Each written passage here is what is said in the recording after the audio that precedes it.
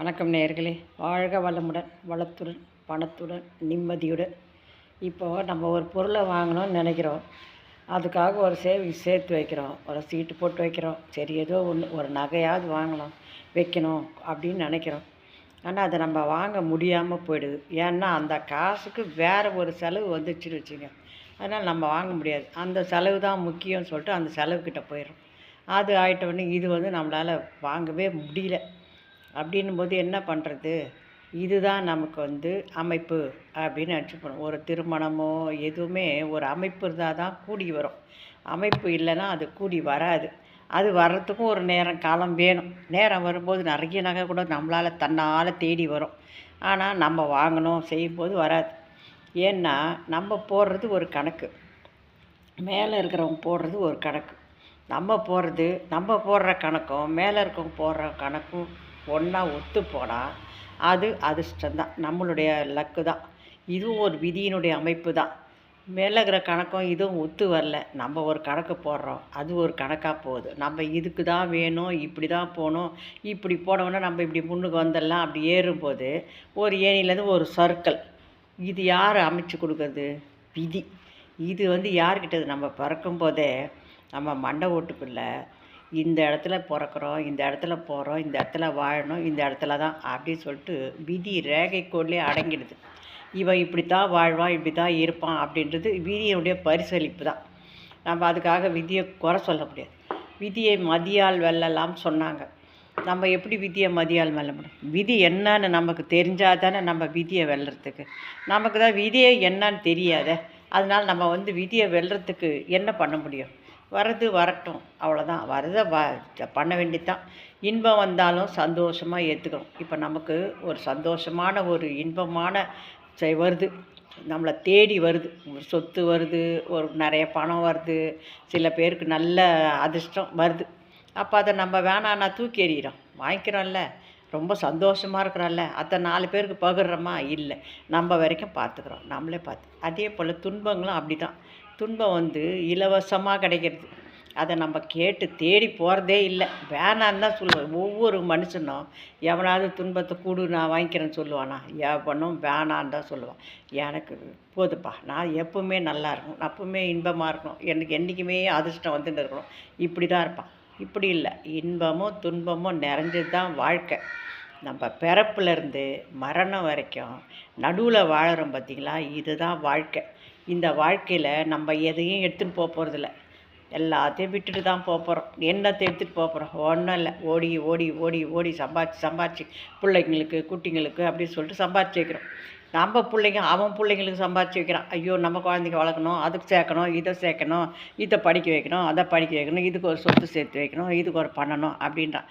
இப்படித்தான் வழியாக வந்துன்னு இருக்குது. இதை தான் நடக்குது. ஆனால் அந்த மனுஷன் ஓடி ஓடி ஓடி என்ன ஆகிறான்? கடைசியில் உக்காடுறான், போய் சேர்றான், அவ்வளோதான். ஒரு பொம்பளையும் அப்படி தான், ஆம்பளையும் அப்படி தான், 2 பேருமே வாழ்க்கையில் உழறாங்க. ஆனால் எதை நோக்கி பயணிக்கிறோன்றது யாருக்குமே தெரியல. எதையோ ஒன்று நோக்கி போகிறோம். ஆனால் சுறுசுறுப்பாக போகுது உலகம். காலையில் எழுந்துக்கிறோம், சமையல் பண்ணுறோம், கட்டுறோம், வீட்டுக்கார வேலைக்கு அனுப்புகிறோம், பசங்க ஸ்கூலுக்கு போகுது, நம்மளும் பண்ணுறோம், போகிறோம், வரோம். இதில் நல்லது கெட்டது நல்லதாக போகிறோம், வரோம்.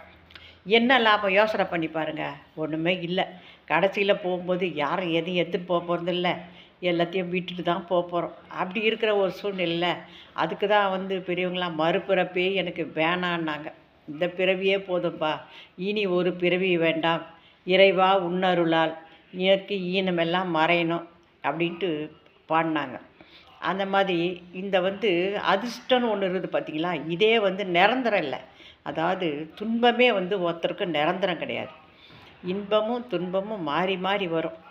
30 வருஷம் நல்லா வாழ்ந்தவனும் கிடையாது, 30 வருஷம் தாழ்ந்தவனும் கிடையாது. இன்றைக்கி இருக்கிற இதுன்னா நாளைக்கு இன்னொருத்தனுக்கு போயிடும், அவ்வளோதான். இன்றைக்கி உனக்குன்னா நாளைக்கு இன்னொருத்தனுடைய அதிர்ஷ்டம் வரும். அதுபோல் ஒரு தலைமுறை நல்லா இருந்ததுன்னா இன்னொரு தலைமுறை டவுன் ஆகும். அதே போல் ஒரு தலைமுறை டவுனாக இருந்ததுன்னா அடுத்த தலைமுறை அதை தூக்கி விட்டுடும். இது கன்ஃபார்ம். இதுதான் உலக நியதியே வர்றதே. இதில் அதிர்ஷ்டம் தன்னால் வரும், தேடின்னு வரும். உனக்கு இது வரணும் அப்படின்னா அது எப்படின்னா வரும். அதே போல் நம்ம நினச்சே பார்க்க மாட்டோம். அதிர்ஷ்டம் அஞ்சலில் வரும்னு சொல்லுவாங்க. அதிர்ஷ்டம்னா தபால் மாதிரி. அதாவது இன்றைக்கி போட்டால் நாளைக்கு போய் சேர்ந்து அது நாளன்னைக்கு எடுத்து அது மறுநாள் எடுத்து அது பொறுமையாக இங்கே தேடி வந்து சேர லேட் ஆகும். இது மாதிரி தான் வரும். இந்த துன்பம் வந்து இலவசமாக வர்றது, அது எப்போ வேணால் வந்துட்டு போயிடும். அதனால் வந்து அதை கண்டு நம்ம எது வந்தாலும் நம்ம ஏற்றுன்னு தான் ஆகணும். இன்பம் வந்தாலும் சரி, துன்பம் வந்தாலும் சரி, நம்ம வாழ்க்கையை வாழ்த்து தான் ஆகணும். நம்ம வந்து எனக்கு வேணாப்பான்னு சொன்னால் விட்டுட்டு போயிடுமா? இல்லை. ஆனால் ஒரு கதவு மூடினா ஒரு கதவு திறக்கும். இப்போ உங்களுக்கு என்னடா, ஐயோ நம்ம வாழ்க்கை இப்படி ஆயிடுச்சே, நமக்கு எதுவும் இல்லையே அப்படின்ட்டு நீங்கள் கலங்கவே கலங்காதீங்க. ஒரு கதவு மூடிட்டா இன்னொரு கதவு ஆண்டவன் திறப்பான். ஒரு பக்கம் வாசல் இல்லைன்னா இன்னொரு பக்கம் வாசல் இருக்கும். உனக்கு ஒரு புள்ள குட்டிங்க சாப்பாடு போடலன்னா இன்னொருத்தர் யாராச்சும் பண்ணுவாங்க. உனக்கு யாரும் ஹெல்ப் பண்ணலைன்னா இன்னொருத்தர் யாருன்னா ஒருத்தர் பண்ணிட்டு போவாங்க. இந்த மாதிரி யாரையும் கடவுள் வந்து இதுவாக விடுறதில்லை. அவருடைய அருள் என்றைக்கும் இருக்குது. எல்லாரையும் நம்பினார் கைவிடப்படுவதில்லை, நம்பினோர் கெடுவதில்லைன்னு சொன்னாங்க. அந்த மாதிரி கடவுளுடைய அருள் என்றைக்குமே இருக்குது. எல்லாரையும் அவர் வாழ வைப்பார் அப்படின்ற ஒரு நம்பிக்கை இருக்கணும் நம்மளுக்கு. நமக்கு பரவாயில்ல, கடவுள் இருக்கார், சரி இதையும் நம்ம தாங்கி தான் ஆகணும். எதையும் தாங்க இதயம் கொண்டு அண்ணா சொன்னார், எதையும் தாங்க இதயம் வேண்டும்னார். அது மாதிரி நம்மளுக்கு எதையும் தாங்கிக்கிற இதயம் கொடுத்தாலே போதும் ஆண்டவன். இந்த அதிர்ஷ்டன்றது பார்த்திங்களா எப்படி வரும் தெரியுமா? ஒரு மனுஷனுக்கு அவனுக்கு தெரியவே தெரியாது. அவன் நினைப்பான் நம்ம லைஃப் இவ்வளோ தான், இப்படியே போகுது, சும்மா தான் நல்லா இருக்கலான்னு. பக்கத்து வீட்டில் ஒரு பொண்ணுக்கு கல்யாணம் முடிஞ்சிடும்.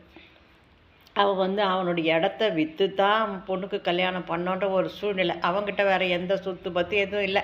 சரி இது ஒரு நல்லபடியாக கரை ஏற்றிட்டா போதும், அப்புறம் நம்ம பார்த்துக்கலாம் அப்படின்ற ஒரு வழியில் வரும்போது அவன் என்ன பண்ணுவான், பக்கத்து வீட்டுக்காரர்கிட்ட வருவான். இந்த பக்கத்து வீட்டில் வாங்கிறதுக்கு வசதியே இல்லாத இருப்பான். இவன் கொஞ்சம் சுமாராக இருப்பான். அந்த இடத்த வந்து வேறு யாரும் வாங்க முடியாது, பக்கத்து வீட்டுக்காரன் தான் வாங்கி ஆகணும் அப்படின்ற ஒரு சூழ்நிலை. அப்போ என்ன பண்ணுவான், அவன் வந்து இவங்ககிட்ட கெஞ்சுவான், நீங்கள் வாங்கிக்கிங்க, இந்த மாதிரி கல்யாணத்துக்கு வேணும், என்ன பண்ணுறது, கொஞ்சம் கொஞ்சமாக கூட கொடுங்க, எப்படின்னா ஒன்று கொடுங்க அப்படின்வான். சரி சொல்லிட்டு இவங்களாம் என்ன பண்ணுவாங்க, கொஞ்சம் சுமாராக இருக்கிறதுனால அது இருக்கிற நகை நட்டெல்லாம் வச்சுக்கிச்சு ஒரு அமௌண்ட் அவங்களுக்கு கொடுத்துருவாங்க. சரி என்ன பண்ணுறது அப்படி. அதுக்கப்புறம் மிச்சம் மீதி கடனை அவன் கெஞ்சி கெஞ்சி கேட்டுட்டு அதுக்கப்புறம் தொந்தரவு பண்ணுவான்.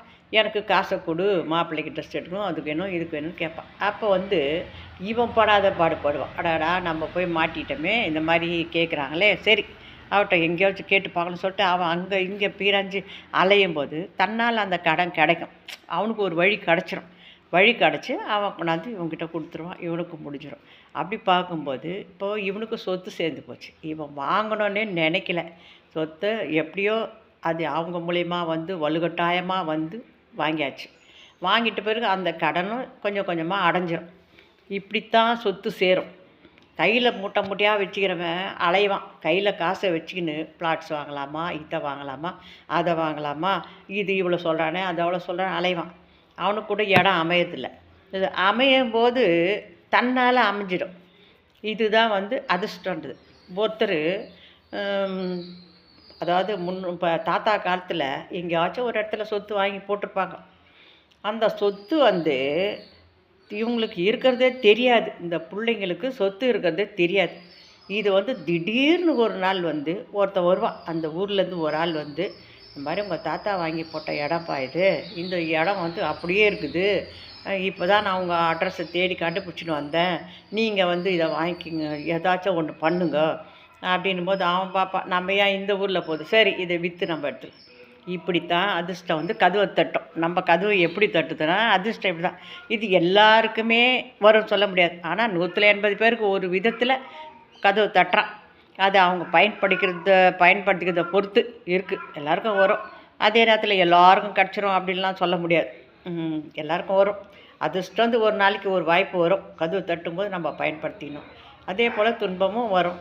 அதனால் அதை கண்டும் கலங்கக்கூடாது.